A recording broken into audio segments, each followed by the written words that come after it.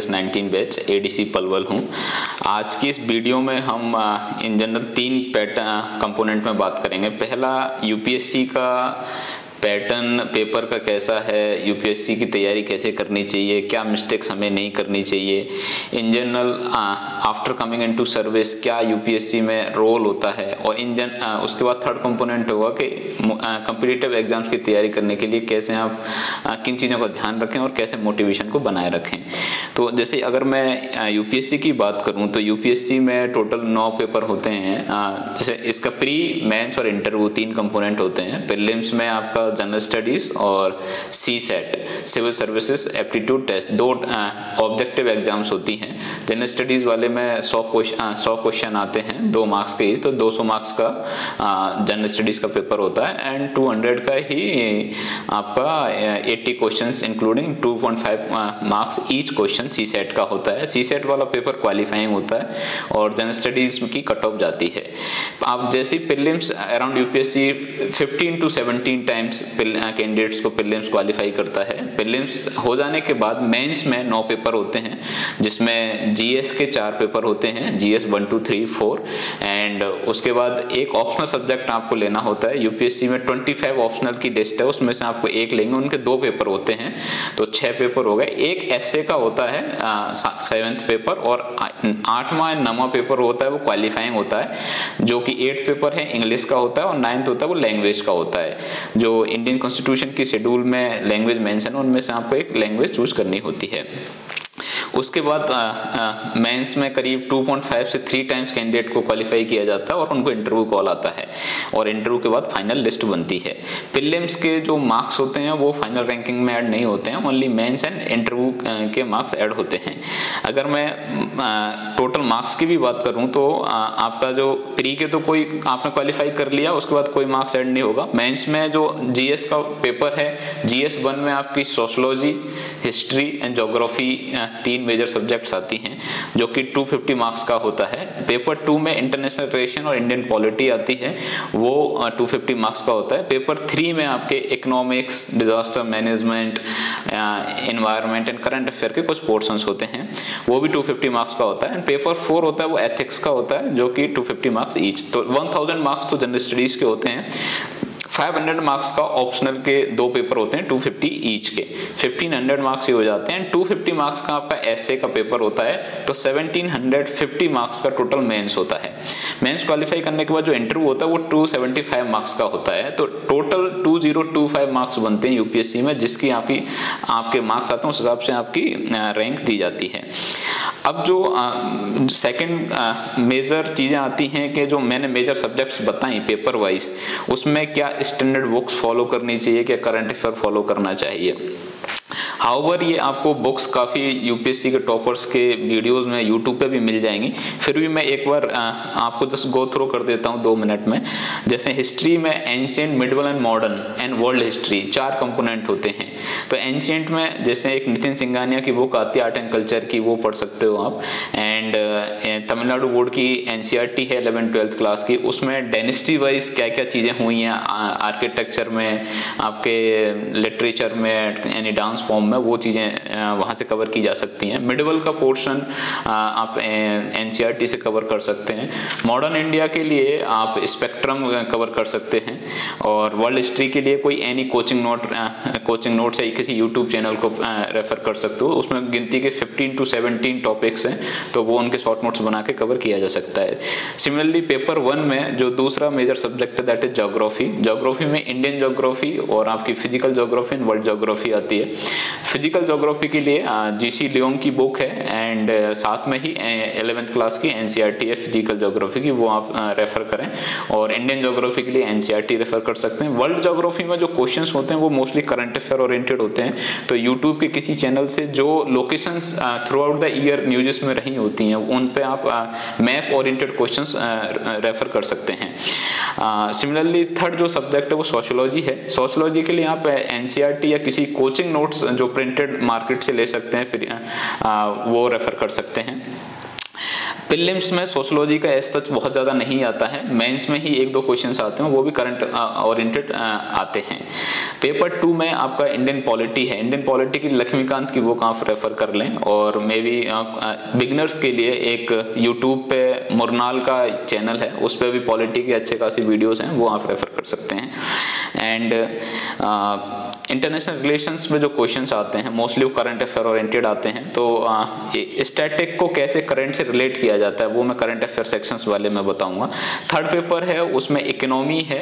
Economy का prelims में काफ़ी अच्छा वेटेज आता है। करंट अफेयर और जो current affair related Indian economy की जो टर्मिनोलॉजी है, चाहे बजट की हो गई या कोई भी न्यूज़ रिलेटेड इकोनॉमिक टर्म्स हो गई, उन पर प्रीलिम्स में क्वेश्चंस पुटअप किए जाते हैं। सिमिलरली मेंस में जो इकोनॉमी के रिगार्डिंग गवर्नमेंट की स्कीम्स हैं उनके रिगार्डिंग भी काफ़ी क्वेश्चंस आते हैं, तो वो आप रमेश चंद्रा की बुक है वो भी रेफर कर सकते हैं। और इंडियन इकोनॉमी में मुन्नाल के जो वीडियोस हैं यूट्यूब पे वो भी काफ़ी अच्छे हैं, या फिर एनी कोई कोचिंग मटेरियल, प्रिंटेड मटेरियल भी रेफर किया जा सकता है साथ में। जो पेपर 3 में इकोनॉमी के साथ साथ आपके एनवायरनमेंट आता है, तो एनवायरनमेंट में शंकर IAS की एक बुकलेट है, वो काफ़ी अच्छी है। वो one book will be sufficient for the environment. And paper third में साथ साथ डिजास्टर मैनेजमेंट आता है, और करंट अफेयर के कुछ साइंस टेक के पोर्शंस आते हैं, वो करंट अफेयर ओरिएंटेड है, वो करंट अफेयर में कवर हो जाएंगे। पेपर 4 में एथिक्स है। एथिक्स की आप टर्मिनोलॉजी कवर कर लें किसी भी कोचिंग नोट से, उसके बाद टेस्ट सीरीज प्रैक्टिस करें, उसी से एथिक्स का सिलेबस कवर हो जाता है। उसमें 2 सेक्शंस होते हैं, सेक्शन 1 में कोटेशन ओरिएंटेड क्वेश्चंस होते हैं और सेक्शन B में केस स्टडीज होती हैं। तो ये बुक्स की जो मैंने आपको लिस्ट दी है वो हम प्रिंटेड वर्जन में भी अवेलेबल करा देंगे। एट द सेम टाइम किसी भी टॉपर्स के वीडियो देखोगे तो वहाँ पे आपको यूट्यूब पे रिसोर्सेज भी मिल जाएंगे जो कि मोर और लेस सेम ही होंगे। अभी जो सेकंड पोर्शन है जिसमें मोस्टली क्वेश्चंस क्यूरियोसिटी रहती है बिगिनर्स के माइंड में, उनको मैं एड्रेस करूंगा। जैसे पहला हर कोई पूछता है कि क्या कोचिंग की ज़रूरत है यूपीएससी या किसी भी कॉम्पिटिटिव एग्जाम की तैयारी के लिए, तो मैं कहूँगा कि कोचिंग की एज सच कोई खास ज़रूरत है नहीं। हाउएवर कोचिंग लेने के कोई नुकसान नहीं है, लेकिन फ़ायदे भी बहुत कम हैं। जिनको आप इतनी भारी भरकम फीस भर के ना भर के आप अपने घर पर भी इन चीज़ों को कवर किया जा सकता है। जैसे आजकल इंटरनेट का ज़माना है, तो यूट्यूब पे बहुत सारे वीडियोस काफ़ी कोचिंग्स के हैं, जैसे जिसमें मैंने बीच में मुन्नाल का भी नाम लिया, तो मुन्नाल पे हिस्ट्री, ज्योग्राफी, पॉलिटी, इकोनॉमिक्स के वीडियो हैं। मुन्नाल इज MRUNAL, तो वहाँ से भी आप रेफर कर सकते हो बिगिनर के लिए। एक कोविड के टाइम पे काफ़ी सारे कोचिंग्स के रिकॉर्डेड वीडियोस आपको टेलीग्राम्स के यूपीएससी ग्रुप्स में मिल जाएंगे, या मार्केट में वो बहुत ही 500-1000 रुपये में सारे जनरल स्टडीज़ के सारे वीडियोज़ अवेलेबल हो जाते हैं। तो वो आप टेलीग्राम चैनल से डाउनलोड करके अपने घर पे ही देख सकते हैं, कोई उसमें अलग से आपको कोचिंग ज्वाइन करने की ज़रूरत नहीं है। एंड साथ में ही कोचिंग के वीडियोस के साथ साथ आप स्टैंडर्ड बुक्स जरूर रेफर करें, जो कि मैंने आपको पहले मेंशन की थी। तो जो क्वेश्चन का आंसर है कि कोचिंग की बिल्कुल ज़रूरत नहीं है, आप इंडिया के किसी भी कोने में बैठ के 0 रुपये में यूपीएससी की तैयारी स्टार्ट कर सकते हैं। सेकंड क्वेश्चन जो आता है कि हाउ टू कवर सिलेबस को कैसे कवर किया जाए। इसमें मैं आपको बता दूं कि एक बार आप जो मैंने स्टैंडर्ड मटेरियल बताएं और जो वीडियोस हैं उनको रेफर करके एक बार सिलेबस कवर कर लें। उसके बाद जब सेकंड टाइम पढ़ने का टाइम आए तो उसको एज इट इज रिवाइज ना करें, टेस्ट सीरीज लगाएं, और टेस्ट सीरीज में जो टॉपिक्स गलत हो रहे हैं उन्हीं टॉपिक्स को आप दोबारा उठाओ, ताकि आपके जो वीक पॉइंट है वो कवर होंगे। साथ में ही लास्ट ईयर के पेपर्स का एनालिसिस करते जाओ, किस चैप्टर से, किस सब्जेक्ट से सबसे ज्यादा क्वेश्चंस पूछे जाते हैं, ताकि आपको यूपीएससी की या कोई भी कॉम्पिटिटिव एग्जाम दे रहे हो उसकी डिमांड पता चल जाए, और टेस्ट सीरीज से आपके जो वीक पॉइंट है और स्ट्रांग पॉइंट है वो पता चलते जाएं। थर्ड क्वेश्चन आता है, काफ़ी बार पूछा जाता है कि किस स्टेज पे यूपीएससी की प्रिपरेशन स्टार्ट करनी चाहिए। जैसे मैं ये वीडियो जनरली स्कूल के जो बच्चे हैं, जैसे 9 to 12 क्लास वाले हैं, तो आप 12th से पहले चाहे यूपीएससी की तैयारी यूपीएससी के पर्सपेक्टिव से या किसी कॉम्पिटिटिव एग्जाम के पर्सपेक्टिव से मत करो। 12th तक आपको फोकस होना चाहिए कि जिस क्लास में आप पढ़ रहे हैं उसमें टॉप करें, और साथ में ही आपका जनरल स्टडीज़ की कुछ चीज़ें आपको नॉलेज के लिए पढ़ें। आप हमेशा 12th से पहले चीज़ों को नॉलेज के हिसाब से देखें, rather than qualifying some particular exam. आप समय के साथ साथ जैसे आपके अगर आप 11-12 में आपको 8 सब्जेक्ट ली हुई है, तो जो सब्जेक्ट्स जैसे history, geography, polity and economics, इन चारों सब्जेक्ट्स का यूपीएससी में अच्छा खासा वेटेज होता है। अगर ये सब्जेक्ट्स हैं तो आप यूपीएससी का सिलेबस जरूर देख लें कि भाई यूपीएससी में क्या पूछा जाता है, उसी सिलेबस में को आप ज़्यादा फोकस, सिलेबस के साथ साथ जो टॉपिक्स हैं उनको ज़्यादा फोकस करें, ताकि आपके 11-12 में मार्क्स भी अच्छे हैं और सिमिलरली साइमल्टेनियसली यूपीएससी की तैयारी भी हो जाए। एंड इनिशियली आप मैं कहूँगा कुछ सब्जेक्टों में आप सीधा एनसीईआरटी रेफर कर सकते हैं, जैसे मैंने हिस्ट्री एंड ज्योग्राफी में कुछ एनसीईआरटी मेंशन करी थी, और कुछ सब्जेक्ट्स में सीधा आप स्टैंडर्ड बुक्स भी उठा सकते हैं, उसमें एनसीईआरटी भी जाने की ज़रूरत नहीं है। एक अगला क्वेश्चन आता है, बहुत सारे लोग ये पूछते हैं कि ऑप्शनल कैसे डिसाइड किया जाए। तो मैं आप लोगों को बताऊं, जो एक ऑप्शनल चूज करना होता है उसके बारे में आप ग्राउंड जीरो पे बिल्कुल ना सोचें। डे 1 में आप पहले जनरल स्टडीज का सिलेबस कवर कर लें, एक रफ आइडिया ले लें। आप 3-4 महीने जब जनरल स्टडीज पढ़ लोगे तो आपको पता चल जाएगा कि कौन से ह्यूमैनिटीज के ऑप्शनल में किस टाइप का सिलेबस है और उसमें किस टाइप के क्वेश्चंस पूछे जाते हैं। एंड अगर आपका सपोज एजुकेशन बैकग्राउंड में ग्रेजुएशन आपका इंजीनियरिंग या मेडिकल का है, तो definitely you can prefer your education, college का जो आपका ग्रेजुएशन है उसके हिसाब से आप अपना सब्जेक्ट चूज कर सकते हो। कभी भी भेड़ चाल फॉलो ना करें ऑप्शनल में, आप अपने एरिया ऑफ इंटरेस्ट के हिसाब से ही लें। लास्ट ईयर का पेपर का एनालिसिस करें उस ऑप्शनल पर्टिकुलर सब्जेक्ट का। टोटल 25 के ऑप्शनल है यूपीएससी में। आप 25 ऑप्शनल की लिस्ट देखोगे तो आपको 3-4 ऑप्शनल में कंफ्यूजन होगा, बाकी के तो दूर कर ही दोगे। तो 3-4 के लास्ट ईयर के पेपर और सिलेबस देखें, आपको एक आइडिया लग जाता है। तो पहले 3-4 महीने जीएस पढ़ लें, उसके बाद आप कोई ह्यूमैनिटी का ऑप्शनल लेना चाहते हैं तो उसके हिसाब से आप चेक करें। ये वीडियो जैसे मैं मोस्टली स्कूल के बच्चों के लिए बना रहा हूँ, तो वो अभी ऑप्शनल पर ज़्यादा फोकस ना करें, वो जस्ट जनरल स्टडीज़ के बारे में ज़्यादा सोचें। एक अगला क्वेश्चन आता है कि आपको काफ़ी बार डीमोटिवेशन होता है, how to deal with it. अगर कोई कंप्लीट एग्जाम की तैयारी कर रहा है उनको भी डीमोटिवेशन होता है, या आप सपोज 9 to 12 या किसी भी क्लास में हो तब भी आपके मार्क्स नहीं आ रहे हैं कभी क्लास टेस्ट में या टेस्ट सीरीज में, तो आप डीमोटिवेशन हो जाते हो। मैं डीमोटिवेशन का आपको सबसे बेस्ट तरीका है, आप पर्सनल और पब्लिक मोटिवेशन फैक्टर्स रखें। आप किस वजह क्या गलतियां हो रही हैं उन पर वर्कआउट करें।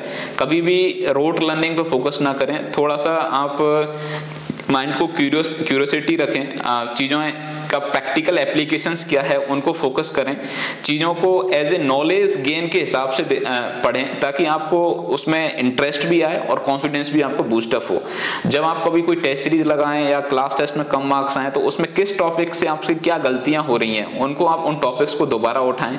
और हमेशा अगर आपकी रैंक अच्छी नहीं आती है तो there is always scope of improvement. मैं तो कहूँगा कि इवन जो टॉपर होते हैं उनको अपनी वीकनेस पता ही नहीं चलती है, लेकिन जो अगर 2nd-3rd रैंक आ रही है या आपके मार्क्स कम आ रहे हैं, तो आपको पास स्कोप है इम्प्रूवमेंट करने का, तो उन पे आप वर्कआउट करें rather than having demotivation. And एक और है जो कि भाई हिंदी मीडियम के बच्चों के लिए यूपीएससी निकलना कितना मुश्किल है, कोई कॉम्पिटिटिव एग्जाम निकलना कितना मुश्किल है। मीडियम का इतना कोई खास रोल नहीं है।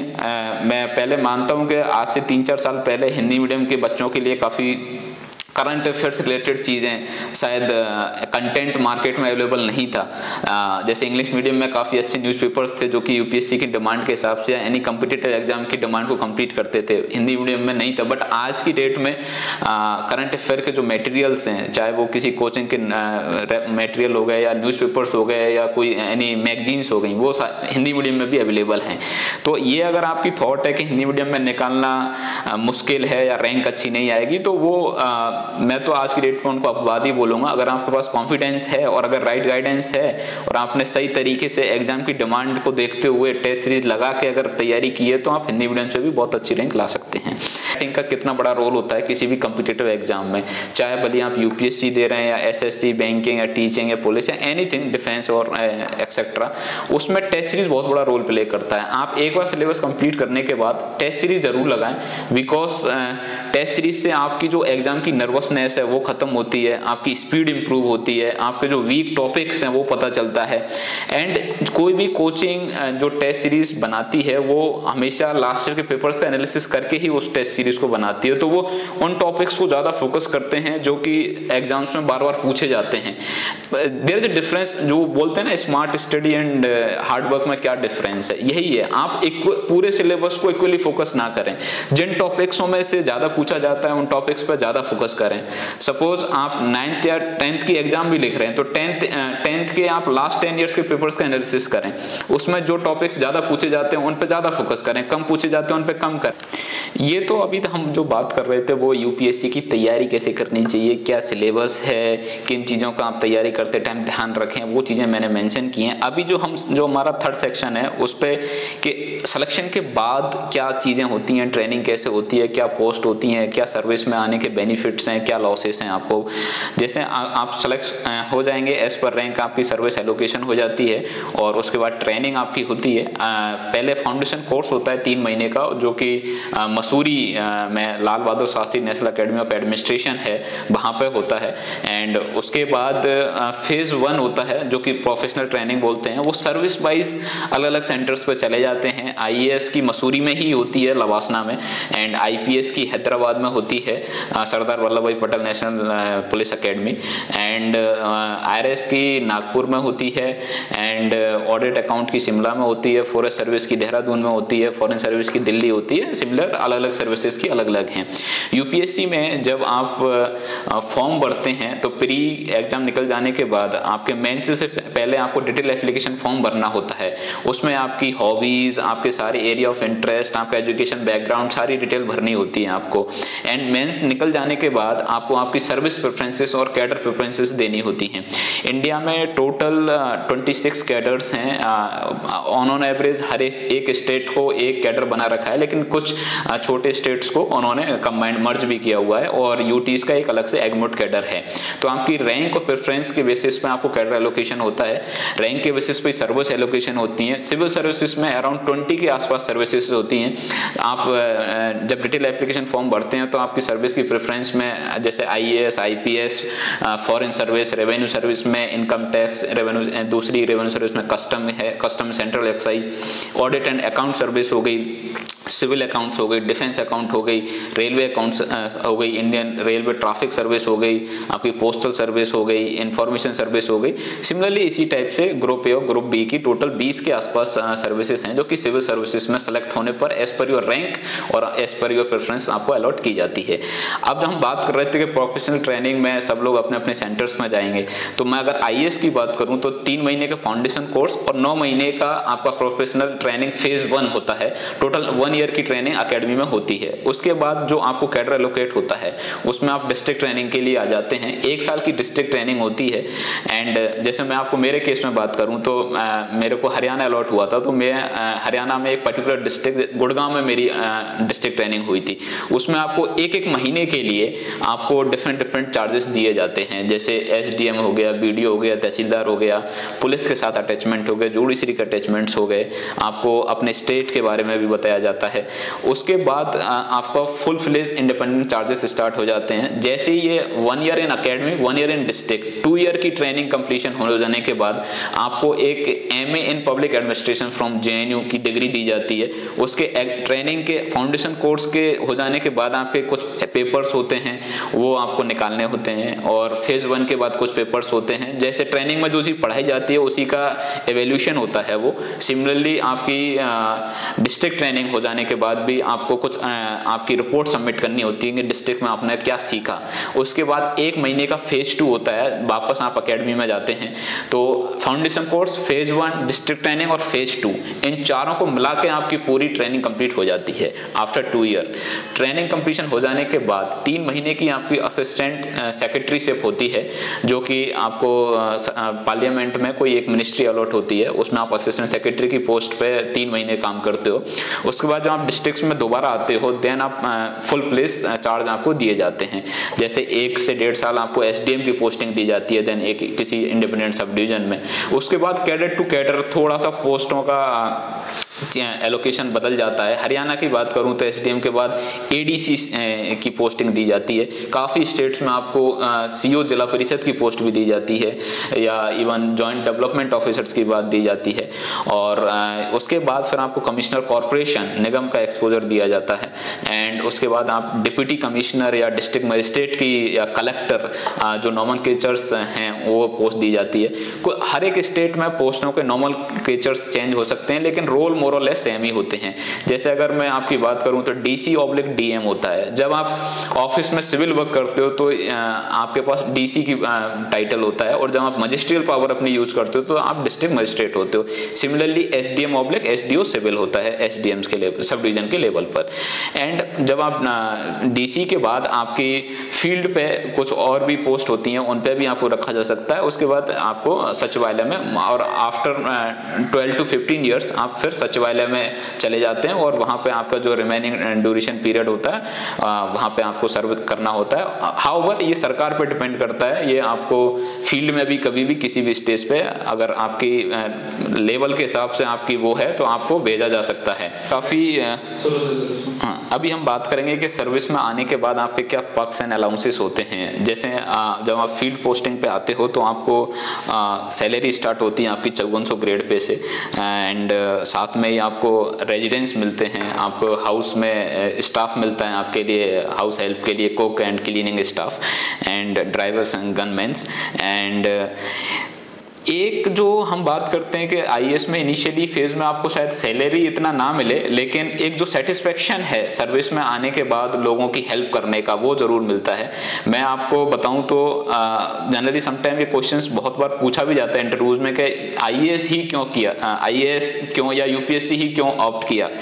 यूपीएससी के जो ऑल इंडिया सर्विसेज हैं, जैसे आईएएस हो गया, आईपीएस हो गया, इंडियन फॉरेस्ट सर्विस हो गया, 3 ऑल इंडिया सर्विस होती हैं हमारे देश में। ऑल इंडिया सर्विस में आप एक डिस्ट्रिक्ट को कमांड करते हो, आपके जुरिडिक्शन में पूरा डिस्ट्रिक्ट आता है, जिसके जितने भी डिपार्टमेंट हैं वो आपके अंडर होते हैं। आईएएस मोस्टली एडमिनिस्ट्रेशन के लिए रिगार्डिंग देखते हैं, एंड आईपीएस पुलिस में लॉ एंड ऑर्डर के रिगार्डिंग देखते हैं। फॉरेस्ट वाले जो फॉरेस्टेशन है और उनसे रिलेटेड चीजें एक्टिविटी हैं उनमें देखा जाता है।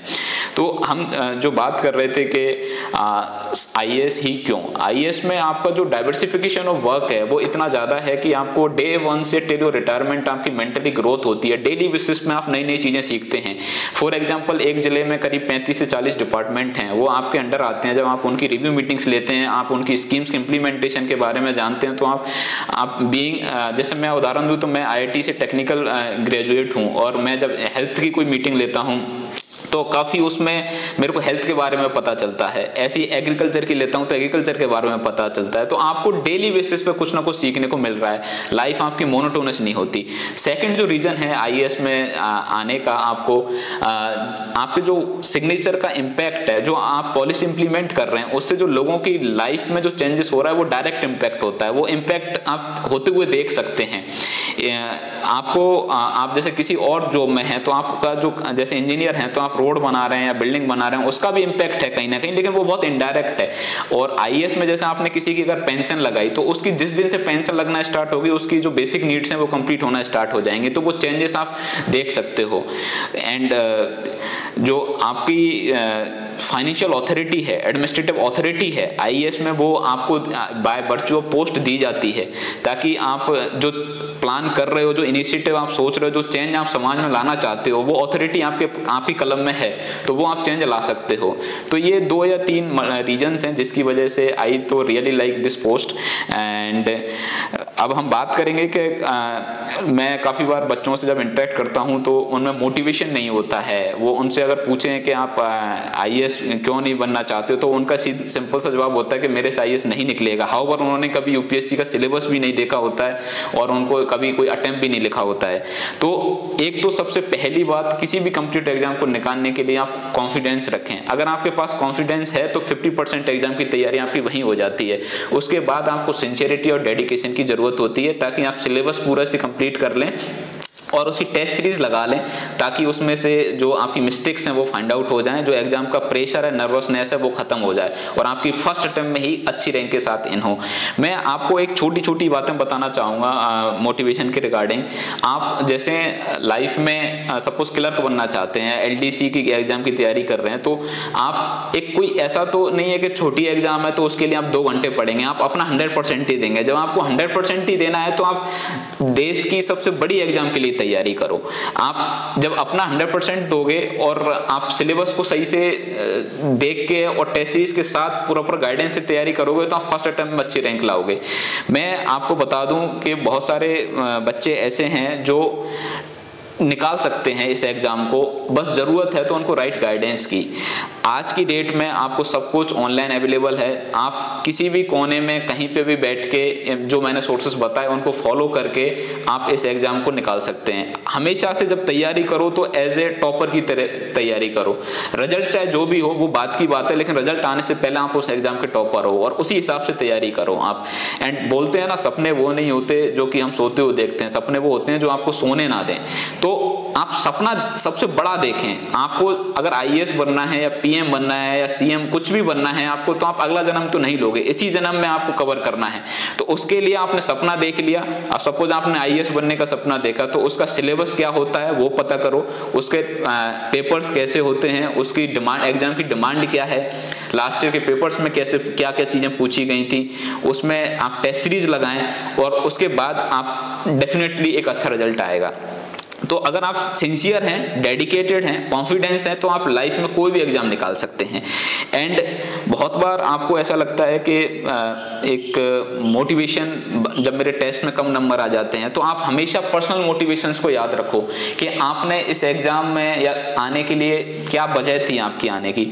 मैं आपको बताऊं, मेरे को हर चीज में जब मैं तैयारी कर रहा था तो एक ऐसी स्टेज आ गई थी कि हर एक चीज में मोटिवेशन मेरे को दिखता था। आप सपोज किसी पब्लिक फंक्शन में गए, आप सबसे पीछे खड़े हुए हैं अपने पेरेंट्स के साथ, तो आपका वहां मोटिवेशन होगा कि मैं एक ऐसे काम करूं ताकि मेरे पेरेंट्स को चीफ गेस्ट या फर्स्ट रो में बैठने का मौका मिले। आप public service, suppose public place पे हो, कहीं पे आप रेलवे स्टेशन पे हैं, बस स्टैंड पे हैं, आप देखते हैं काफी सारे लोग, इतने गरीब लोग हैं, वनरेबल सेक्शंस हैं, जिनको आज शाम का खाना मिल गया तो सुबह के खाने का पता नहीं है। तो आप उनके लिए कुछ करना चाहते हैं, बट आपके आइडियाज अच्छे हैं, बट आपकी पॉकेट में पैसे नहीं है उनकी हेल्प करने के लिए। तो आपके पास ये सबसे बेस्ट मौका होता है IAS में आके, आपकी गवर्नमेंट की स्कीम्स हैं, फाइनेंशियल ऑथोरिटी है, आप अपने सिग्नेचर से उनकी हेल्प कर सकते हो। तो ये आपके पब्लिक मोटिवेशन हो सकते हैं। मतलब ये हर एक के अपने मोटिवेशन फैक्टर्स होते हैं। मैं कुछ आपको इन जनरल शेयर कर रहा हूं जो मेरी जर्नी में मुझे हेल्प किए थे। मैं जैसे आपको बताऊं, मेरा एक इंसिडेंट है जिसमें मेरे टेस्ट सीरीज में कम मार्क्स आ रहे थे, तो मेरे का डीमोटिवेशन हो रहा था। तो मेरे पेरेंट्स, मैं दादाजी मेरे किसान हैं, तो मैंने उन्होंने मुझसे एक बार पूछा कि क्यों बेटा, क्यों आपका मुंह लटका हुआ है, क्या तैयारी सही नहीं चल रही है? तो मैंने उनको बताया कि मेरे टेस्ट में अच्छे नंबर नहीं आ रहे। तो उन्होंने कहा कि मैं किसान हूँ, मैं कोई क्रॉप उगाता हूँ, अगर वो नष्ट हो जाती है इसका मतलब मैं बैठ नहीं जाता, मैं दोबारा हल से खेत जोत के और दोबारा फसल उगाता हूँ। तो ऐसी आप जो कमजोरियां, आपकी वीकनेस हैं, उन पर फोकस करके दोबारा टेस्ट लिखो, अच्छे मार्क्स आएंगे। और डेफिनेटली मैंने सेम वही किया और मेरे मार्क्स अच्छे आए। तो कहने का मतलब, आप अगर अच्छे से कंटिन्यूटी में सिंसियर डेडिकेशन से मेहनत कर रहे हो तो आपके डे बाय डे आपके इंप्रूव होता जाता है और आपने जो टारगेट सेट किया है उसको आप डेफिनेटली अचीव कर लेते हैं। मैं बहुत सारे लोगों से ये मिलता हूँ, वो बताते हैं कि हम तो गरीब हैं, हमारे पास पैसा नहीं है, तो हम तैयारी नहीं कर सकते। मैं आपको बता दूं, आप अगर कॉन्फिडेंस रखते हैं तो पैसा कभी भी आपके बीच में नहीं आएगा। आप सिंसियर हैं, डेडिकेशन के साथ तैयारी कर रहे हैं तो आप मनी आपके बीच में नहीं आएगी। आप, एक बोला जाता है ना कि आप गरीब घर में पैदा हुए हैं, इसमें आपकी कोई गलती नहीं है, because you can't decide your parents. But आप गरीब रहते हुए ही मर गए तो इसमें आपकी सबसे बड़ी गलती है, बिकॉज आपको पूरा जीवन मिला था अपना स्तर सुधारने के लिए, अपने समाज का स्तर सुधारने के लिए।